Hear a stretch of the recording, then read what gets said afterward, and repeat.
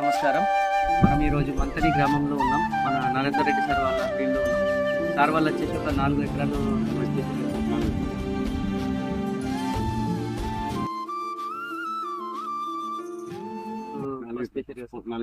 Okay. ఎంత దిగుబడి వచ్చింది సార్? ఫస్ట్ నార్మల్గా మీరు ఏమన్నా ఖర్చు గిట్ల ఎక్కువ పెట్టారా, లేకపోతే ఏం లేదు, మీ ఏ రోజు మీరు చెప్పినట్లే వాడినాం. ఏరిస్ మందులు ఏదైతే సమగ్ర పోషక యాజమాన్యం ద్వారా ఉన్న మందులు ఉన్నాయో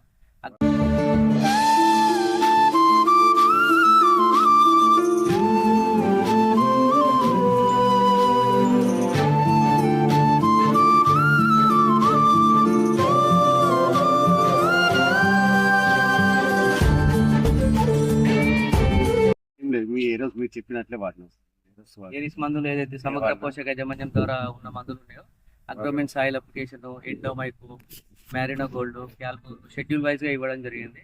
దాని ప్రకారం పశువుల ఎరువు మళ్ళీ రైతు వచ్చేసి మేజర్ ఫర్టిలైజర్స్, ఎన్పికే ఫర్టిలైజర్స్ అనేది వాడడం జరిగింది.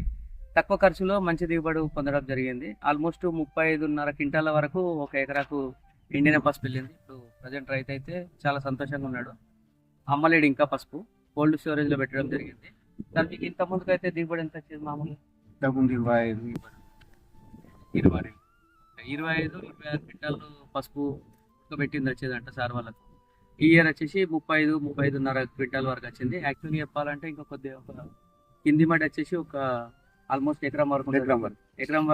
కొద్దిగా అది బెడ్ సిస్టమ్ ద్వారా వేయకపోవడం వల్ల కొద్దిగా దుంపకుళ్ళు అనేది ఎక్కువ రావడం జరిగింది. ఈ ఇయర్ బెడ్ సిస్టమ్ ద్వారా వెళ్ళండి. బెడ్ ద్వారా వెళ్తే ఇంకా మీకు దిగుబడి కూడా మంచిగా రావడం జరుగుతుంది.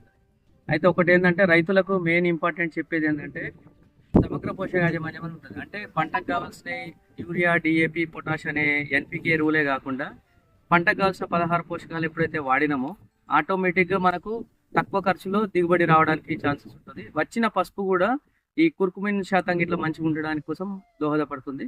మీకు కావాలనుకుంటే మన సార్ది నెంబర్ కూడా మీకు షేర్ చేస్తాము. ప్రతి ఒక్క రైతు ఈ ఆర్మూర్ ఏరియా కానీ మన తెలంగాణ రాష్ట్రంలో కానీ ఎక్కడైతే పంటలు పసుపు వేస్తున్నారో ఆ ఏషియా రైతులు మీకు షెడ్యూల్ మొత్తం పెడతాము. ఆ షెడ్యూల్ ప్రకారం వాడుకున్నట్టయితే మీకు మొత్తం ఉన్న పంట పొలాన్ని మొత్తానికి వాడుకోకండి. పసుపు చేనుకు ఒక 4 ఎకరాలు వేసినారంటే 1 ఎకరాకు 2 ఎకరాలకు అట్లా వాడి చూసిరు అనుకోండి. ఈ సంవత్సరం చూసిన తర్వాత మీరు మళ్ళీ నెక్స్ట్ సంవత్సరంకు ఏది వాడాలనేది మీకే అర్థమైపోతుంది. మీకు కావాలనుకుంటే ఒక 40-50 మంది రైతులు లాస్ట్ ఇయర్ మనం చెప్పిన విధానంగా వాడారు. గత 4-5 సంవత్సరాల నుంచి వాడుతున్నారు. ఆ రైతుల వివరాలు కూడా మీకు ఇవ్వమంటే ఇవ్వగలుగుతాం. Thank you.